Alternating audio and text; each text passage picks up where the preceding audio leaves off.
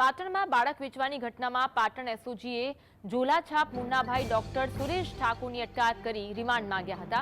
Remand પૂર્ણ થતા આરોપી ડોક્ટરને ફરી વારાહી કોર્ટમાં રજૂ કરાયો હતો। આરોપીએ મૂકેલ જામીન અરજી નામંજૂર થઈ છે। એસઓજી હવે નિસંતાન દંપતી બાળક મામલે આરોપીના વધુ રિમાન્ડની માંગણી કરશે। વારાહી કોર્ટે નકલી તબીબની જામીન હતી તે નામંજૂર કરી છે। જામીન અરજીને નામંજૂર કરવામાં આવી। નિસંતાન દંપતી મામલે પોલીસ આરોપી સુરેશના વધુ રિમાન્ડની માંગ કરશે। આ રિમાન્ડ દરમિયાન તેની પૂછપરછ હાથ ધરવામાં આવશે અને એક નવા ખુલાસા પણ થઈ શકે છે।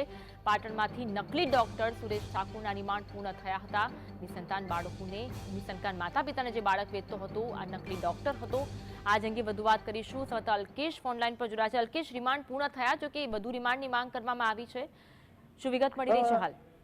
હા, અને ચોક્કસ જે રીતે છેલ્લા 2 દિવસથી પાટણ જિલ્લામાં જે નિસંતાન દંપતીને બાળક વેચવાનો મામલો બહાર આવ્યા પછી જે ઝોલાછાપ એમબીબીએસ કહી શકાય મુન્નાભાઈ એમબીબીએસ ડોક્ટર સુરેશ ઠાકોર અત્યારે હાલ એના 3 દિવસના રિમાન્ડ હતા એ આજે પૂરા થયા અને રિમાન્ડ પૂરા થયા બાદ એને વારાહી કોર્ટમાં આજે રજૂ કરવામાં આવ્યો હતો।